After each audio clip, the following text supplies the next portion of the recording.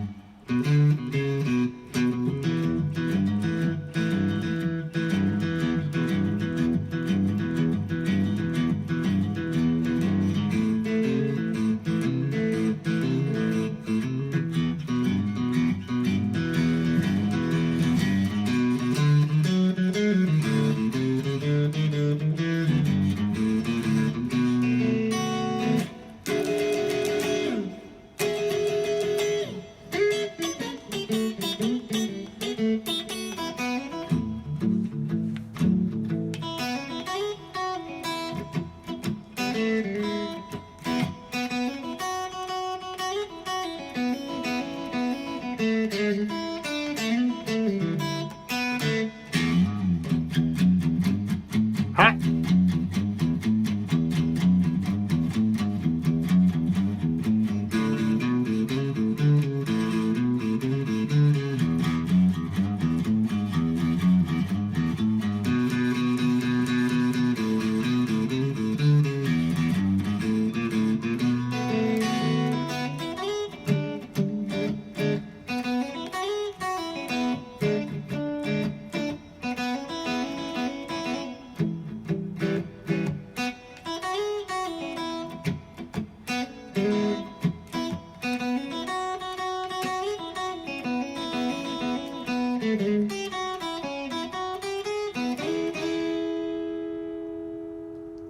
Folks, welcome to the Jake Feinberg Show, and joined today by an absolutely legendary producer and studio musician, still doing it today, Rick Slipp Hinkle. Welcome to the Jake Feinberg Show. Yes, thank you.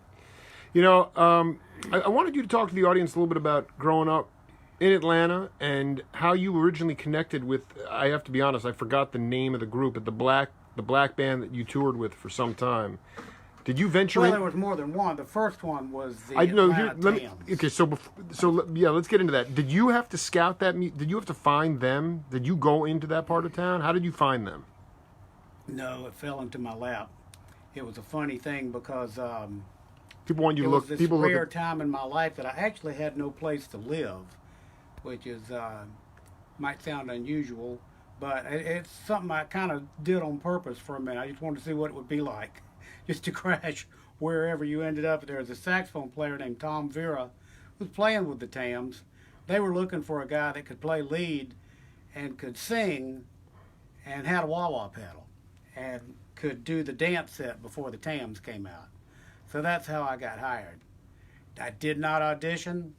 They just said, "Can you play lead?" "Yes." "Can you sing?" "Yes." "Do you have a wah-wah pedal?" "Yes." So that's how I got the job. What was the name of the group? The Atlanta Tams. The Atlanta Tams. Could you possibly demonstrate even just the kinds of licks that you? I mean, you weren't stretching out in a huge improvisational fashion. They wanted you to play lead, but kind of within the framework of the song. No, they wanted me to play lead and sing lead on just regular old songs for people to dance to before the show. When the Tams came out, they really wanted me just to leave the stage Well, I was 20 years old. I didn't want to leave the stage. I had energy. I wanted to play. So I would stay out and play, but anything that I did would basically make them turn around and say, don't do that. So I finally started just copying the other guitar player in the band, whose name was James Heath. I hope James is still with us. I don't really know. I can tell you the names of the people in the band, but James Heath was the guitar player. And the type of songs they would do would be, well, let's say one of their big hits would be, what kind of fool do you think I am? Do you think I am? Think I am? What kind of fool do you think I am? You think that you could go on seeing him? Darling, after we made our plan, you said that I'm your number one man. What kind of fool do you think I am? Think I am? What kind of fool? That kind of stuff. And so he would just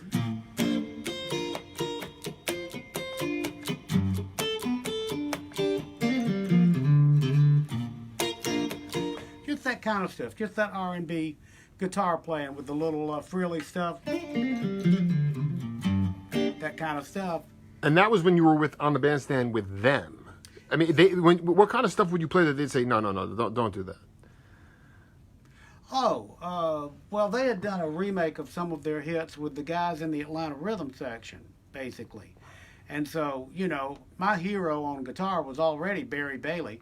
And so the Barry Bailey licks, I can't even remember exactly how they Barry Bailey could play Grant Green style guitars. I remember you telling me. Among other things, yeah. Yeah, he could do a lot of stuff.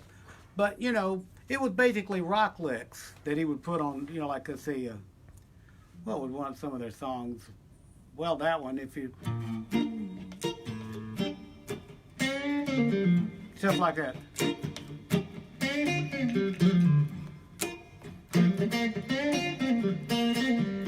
Stuff like that. They didn't want... probably don't remember very well exactly what they were doing. It's been a long time since I heard that remake record, but that's what they gave me when I joined the band. But I didn't realize that's not what they wanted. So I'm curious, what year is this, by the way? Yeah, 70, 71. So Hendrix was already on the scene, so they wanted a wah pedal. I mean, the wah was in full effect at that point. They didn't want it on their show. I don't know why they asked for that. They figured it was important for the dance set. I don't know. Right. Now, so just to be clear, the kinds of tours that you were on, could you talk to the audience? Oh, on a tour at all. It was just gigs up and down the...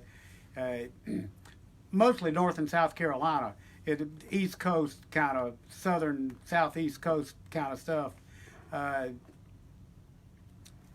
Myrtle Beach was a big place where we would play a lot. No, these were not tours. These were just dances. We would go out for the weekend. We'd go out and play Friday, Saturday, Sunday, come back home. Hardly ever would we go out for a whole week. But you played maybe colleges, or just like dance clubs. Can you talk a little bit about the vibe of the place and? Yeah, colleges. Some, not really colleges too much. Mostly fancy nightclubs with all white audiences. This is interesting. When I interviewed Sonny Charles from the Checkmates, he was on the Vegas Strip. They didn't even want him on the Chitlin circuit, the black Chitlin circuit, because he was playing for white audiences. He was playing clubs. And that must have been a fascinating experience. I mean, can you talk? The vibe, to me, that is just the most fascinating thing, to have basically a dance band, a black dance band playing for all white audiences. Well, they had hits, and those hits were popular with the kids, with the white kids. Their biggest hit was, for anyone that doesn't know the town, their biggest hit was Be young, be foolish, but be happy. Be foolish, but be happy. Don't let the rain get you down, it's a waste of time. And that guitar part I'm playing is pretty much what James would play. So it opened me up to that kind of style.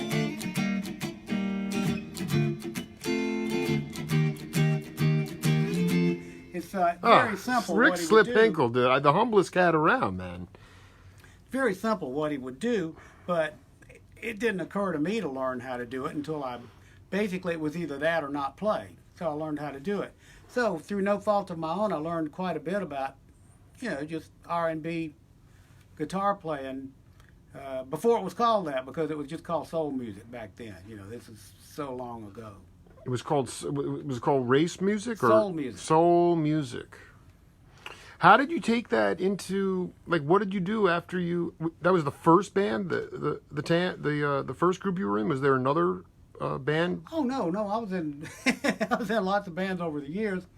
My very first band, that band on the wall right there, right there by the tape machine. See that? I did, yeah. Little picture. That's me on the left. Next to me in the white coat, that's Little Phil Rosenberg, who had a name here in Atlanta for a while. Little Phil and the Night Shadows was a thing. That was I think I was in the 8th grade right there. That was high school. A doo-wop kind of band? Nah, we played. Can you play a tune from those days? I mean, that is fantastic. I mean, this was like Fats Domino stuff. Louie. I don't know.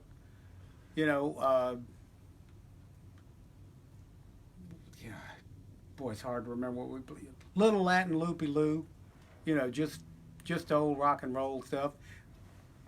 Pre-Beatles. Just barely pre-Beatles. So you weren't writing original tunes, obviously. You're just doing covers. Yeah. Now, there was a guy in the band that wrote a few. But, this was just my first band in high school. I was promised the gig if I bought an electric guitar. So I begged my mother to go down to the music store and buy a Les Paul Jr. Wish I still had it. I wish I'd kept it. Can you talk to the audience and your own opinion about how you've learned over the years, whether in Air Raid or in the studio with King Hannibal or Cooking the Groove with Billy Stewart, the drummer, how to create spiritual music on the bandstand? Spiritual music on the bandstand? Music that transcends just the ordinary. That you're not there for pacification. You're there to raise the consciousness level of the band and the audience. Well, I don't know. It's unusual that you can do something that heavy, but we just try to get as good a feel as we can possibly get and see if we can get people involved. That's about all you can do. There's no real secrets there. Well, how do you draw people in? Trying to come up with the coolest cover songs in the world to play. I can remember one time playing at Fuzzy's. Bill and I had a band called Cool Breeze, and we went into In the Rain by the Dramatics. And I can remember a couple of people in the audience going, "Oh my God, nobody plays that." It sort of surprised me that anybody even knew what it was, because it's so old. Wasn't that for it's 1971 or so. I don't have a delay right here, but it starts out. Sounds like that. But you do it with a delay. I want to go outside in the rain. It may sound crazy, but I want to go out. Feel like that.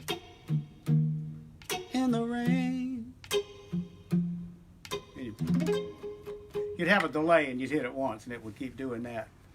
And, it's really fun to think of the really old, cool stuff that doesn't get played anymore, but it's just so great. We just try to play it with a whole lot of spirit. You know how spiritual that is, but it's a whole lot of spirit anyway. And, our hearts are totally in it, so.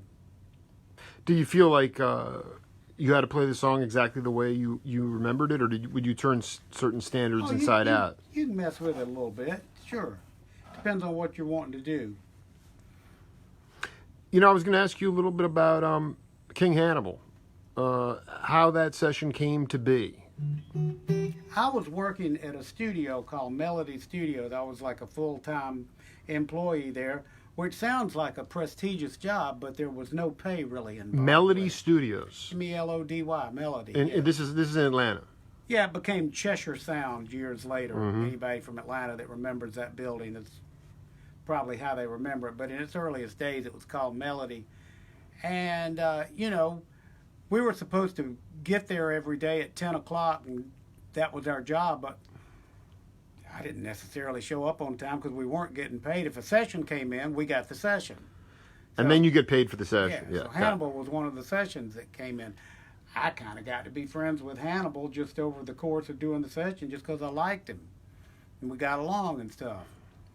And I can remember one of the coolest ones we did with him was Party Life.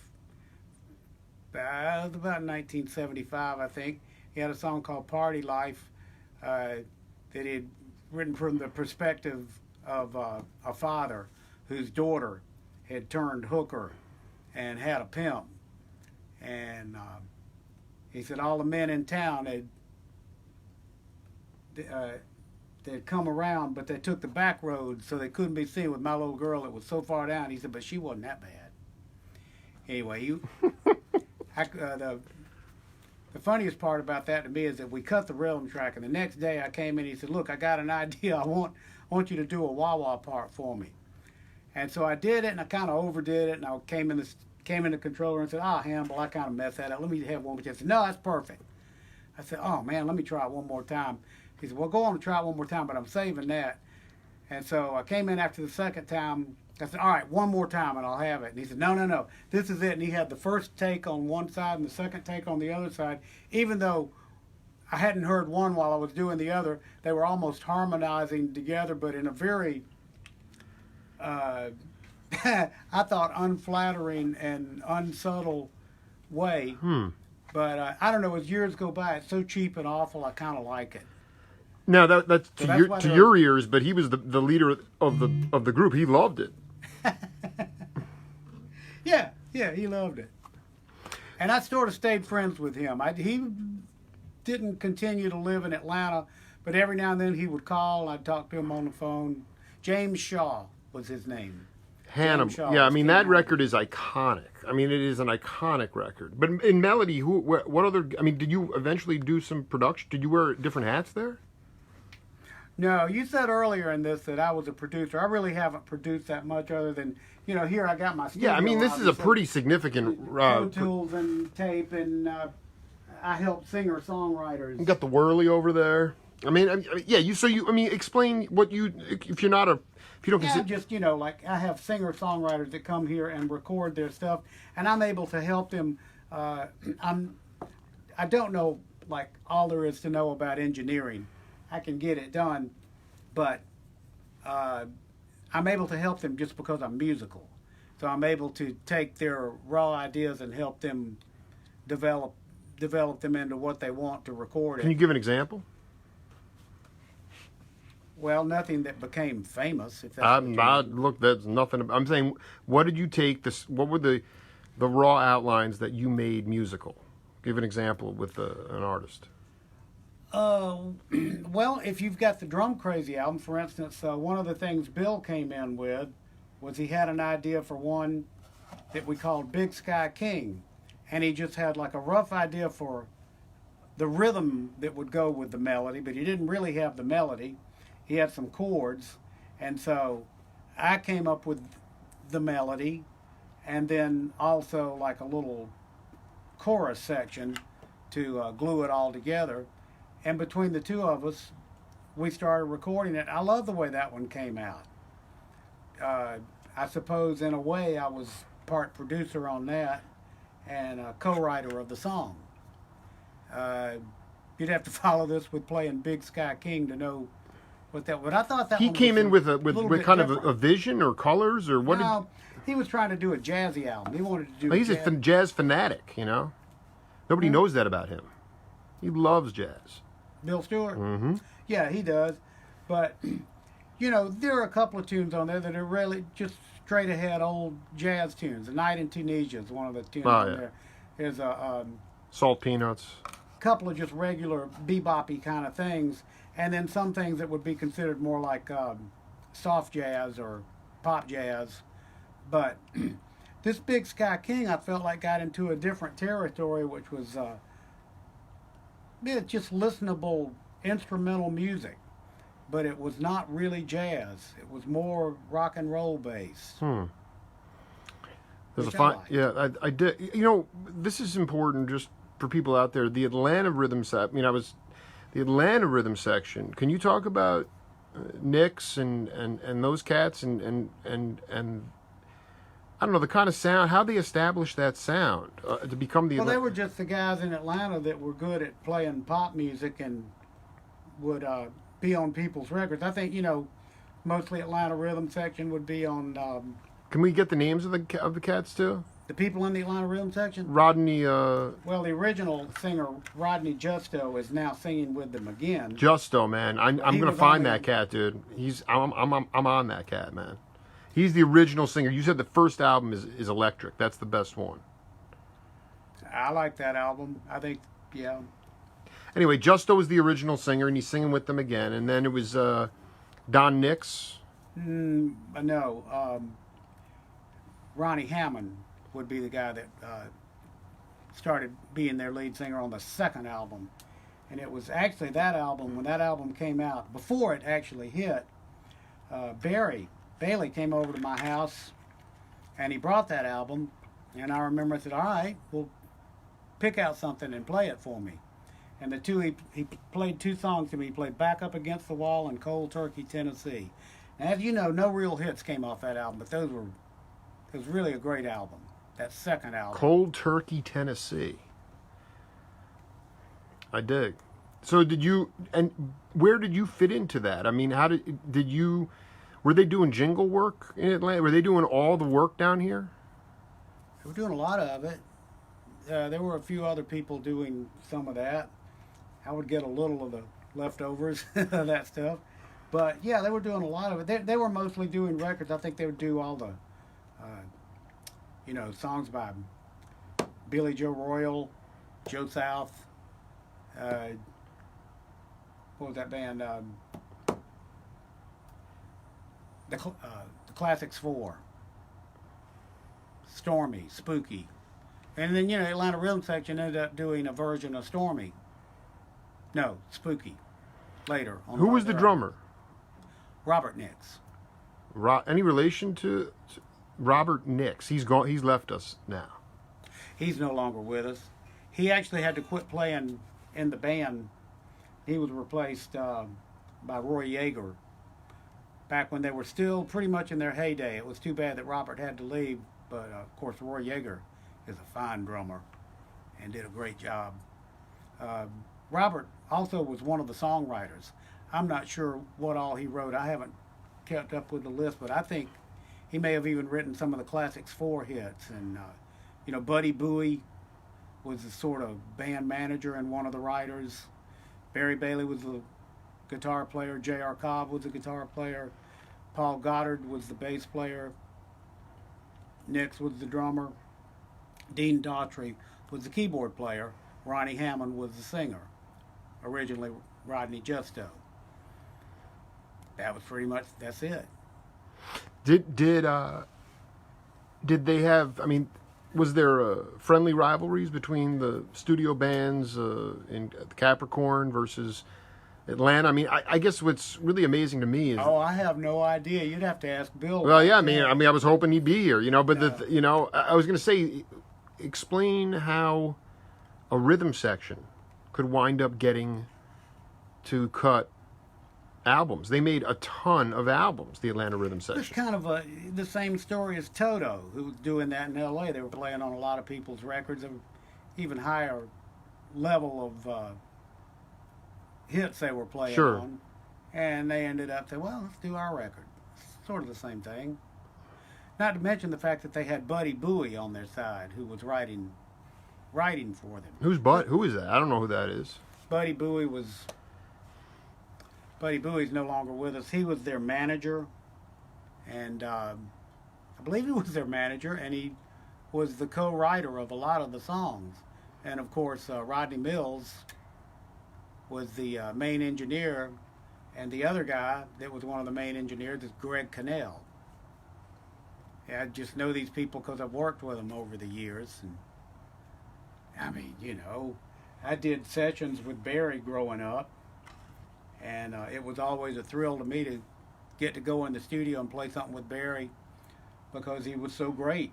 I would quite often be the bass player on these sessions and happy to be there And I can remember one time having two guitars on the session. I was the other guitar player.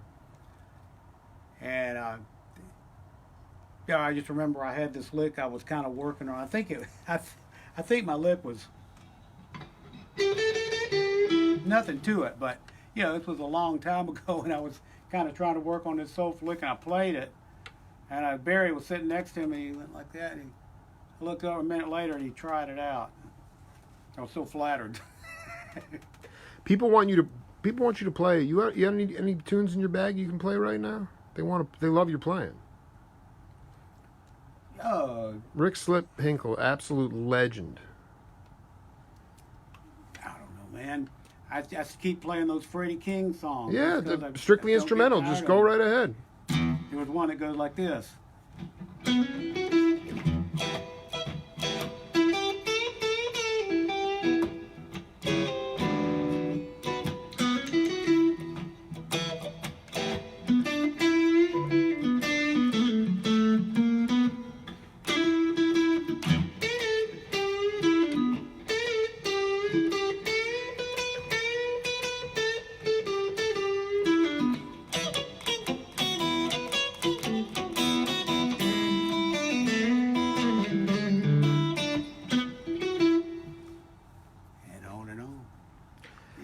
What are you still learning about today? I mean, you've been in the biz a long time. What are you still learning and trying to grow in as an artist? Well, I tell you, the latest thing I'm really digging on is Nyle Rogers. I've been studying him lately. I think he is just great. He is a badass. His guitar playing is like very much like Jimi Hendrix. It's hard for people to compare those two because it seems so different. But you know, when you think of Jimi Hendrix and you think of all the crazy, wild, intense lead and stuff, but he also was the perfect Curtis Mayfield. You know.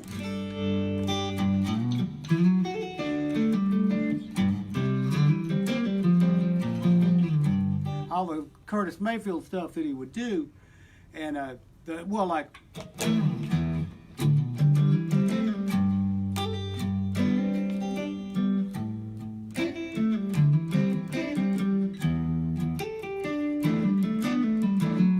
So all the stuff that Niles is doing is like that to me, you know, like.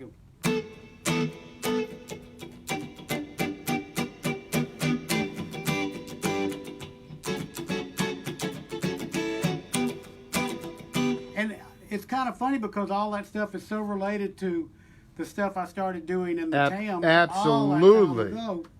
And I don't think anybody ever got better at it than Niles as far as what I call a fish on the dock kind of. Just,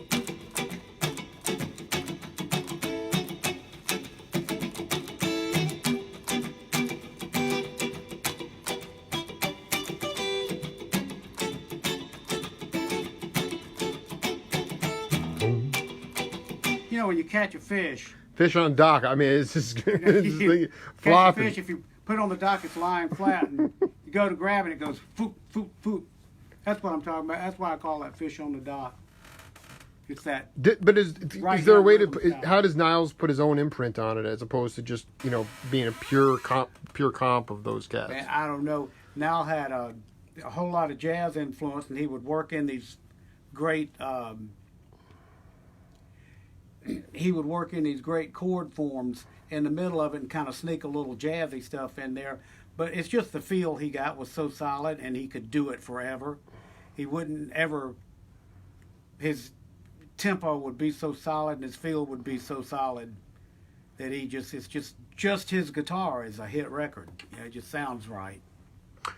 The interesting part is that for a long time the saxophone was the lead instrument, and the guitar, going back to the 50s, and the guitar was a rhythm instrument. And the TAMs hired you, the Atlanta TAMs hired you because you could play lead. Yeah, that's just. But I'm just curious. I just want to. Right then, we're leaning towards guitar. It was around 70 and 71, and you had a whole lot of stuff coming out. Yeah, I can remember one of the tunes I would do is Maggie May by Rod Stewart. That was brand new. That would be one of the tunes. But that wouldn't. You wouldn't want a saxophone lead on that. I guess what I'm saying is, guitars. did your development of rhythm lend itself to you learning how to improvise? You didn't go to school to learn music, so how did you learn to improvise tastefully? Just seriously, just watching people play and seeing where they put their fingers and going home and try that. And after a while, I started figuring stuff out. I'd go to the school dances and stand up close to the band. Well, also, that's how you play Summertime. You know, just go home and try it. Same thing, watch American Bandstand. This is before we had MTV. I just watch people play, see where they put their fingers, and after a while, I start figuring it out. I did not have money for guitar lessons, so I really didn't take many lessons. I had taken other music lessons. I knew how to read music from taking trumpet lessons when I was even younger, and piano lessons as well. But when I got the guitar, it was just kind of self-taught at that point. Right. But a lot of cats today will start learning to improvise before they even have good time feel. And you need to have good time. And the only way you do that is develop your rhythm chops. So was there a band that before the Tams where you were just playing rhythm? Oh, sure. That band right there, the Corvells, the first band I was in. Corvells. I was hired as the rhythm guitar player. And there were three of us. There was no bass. It was 3 guitars, sax, drums, lead singer. And one day I came to practice, and I'd been listening to the radio, and there was a new hit out by Lonnie Mack called Memphis. It's like, it went like...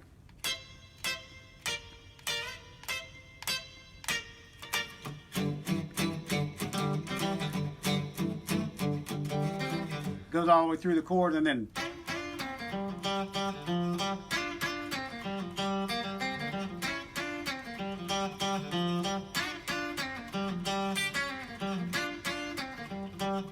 It goes all the way through one time that, and then it goes into the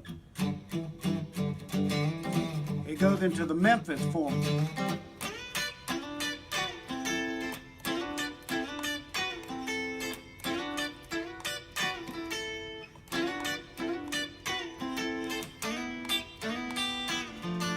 Goes all the way through that, and then comes back. So I played that all the way through to my friend in the band. He said, all right, you're the lead guitar player now, I'm buying a bass. And then we had a bass. But then just a few months later, another guy joined the band who could play lead guitar a lot better than I could, so I was demoted back to rhythm. That was good. So at a young age, you get to learn the lesson. No matter how good you get, there's somebody better. Good lesson to learn. It is. It absolutely is. Talk a little. You loved Steve Cropper too. I mean, you loved very much. Can you talk? I mean, I just interviewed. I caught a hang with Cropper, but I mean, for younger cats out there, especially those Booker T and the MGs, he never seemed to be wanking it. You know, you never had him over soloing. It was just very there. Can you talk about what you got off about with his playing and how you're playing a lot of those tunes today, right? Yes, very much so. Actually, when I was 16 years old, I was able to come up with something to trade and get a brand new Telecaster. This isn't it. But in 1966, I got a new Telecaster because I wanted to sound like Steve Cropper. I took it home, plugged it into my amp, and started playing, and it didn't sound like Steve Cropper at all. It just sounded like me. And so I thought, oh, okay, so it's not the guitar. But yes, I've studied Steve Cropper quite a lot. Specifically, was it just the saying what you need to say in a short period of time, being able to express yourself in a short period of time, so you're not wanking it up there for 6, 8, 10? I mean, there are cats out there that just go nuts. The last thing they'll be talking, they'll say, "Yo, let's do a gig," to a guitar player. A guitar player is known for stretching out, but the drummer I won't mention names, but the drummer's like, let's just play 5-minute tunes so we can play like 20 songs. The minute they get up on the bandstand, the guitar player's like, yeah, that sounds cool. The minute they get up there, he starts stretching out to the point where he's repeating ideas, repeating the sequencing of ideas, and the people are losing their minds. How have you learned not to wank it? I don't know. I don't think I have. I think I still do that. No, you're not. You haven't wanked a single. I mean, everything you're playing is pretty meticulous, man. I don't know. Well, the thing about it is, it depends on what I'm doing. If I'm trying to stretch out and just try and get in the zone and play. But the thing about it is, it's not always fun to hear someone do that. I'd much rather try and play something that's fun to hear than something that's fun to play. Yeah. So Oh, I dig. It's nice to have a goal. I certainly don't always pull it off, but it's nice to have a goal. You know. What did you say? Something that's fun to hear and not fun to play. Yeah. Some stuff is fun to play just because you feels good to your fingers or whatever, and you're playing at the top of your ability and you're just barely hanging on. It's not so much fun to hear somebody do that. I'd rather hear just the perfect perfect piece of meat, Slipp, before I let you go, can you play something that you like to hear before we go here? Well, yeah, I'm getting together with some friends. Big shout out here, as long as I'm on the air, to Yeah, you're live to the world, baby. John Chalden, Joe Rita, Wayne McNatt, and I am going to get together over here. We're going to do a Stax tribute. We're going to call it Stax to the Max. We're going to start off with just the quartet and do some stuff. And one of the tunes we're going to play is Hip Hugger, which is in the key of B flat, and it starts out.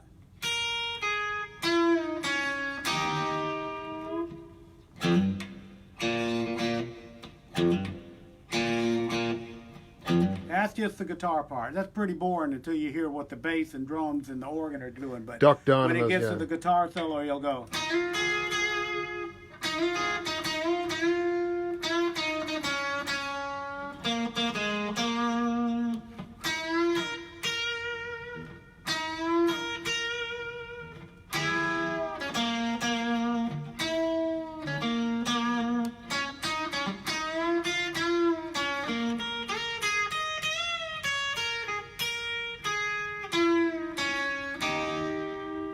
I believe if you check the record, you'll find that's almost note for note. I don't know what I'm missing if I don't have it exactly right.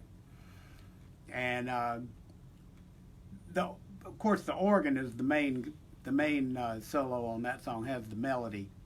You sort of have to go and listen to Hip Hugger to get all of the rest of it. Rick, Slipp, Hinkle, thank you so much for being part of the show, man. I know this is on the fly. Billy Stewart, if you're watching, we'll just have to do it again next time. Thank you so much, brother. Thank you. The Jake Feinberg Show. We'll see y'all later.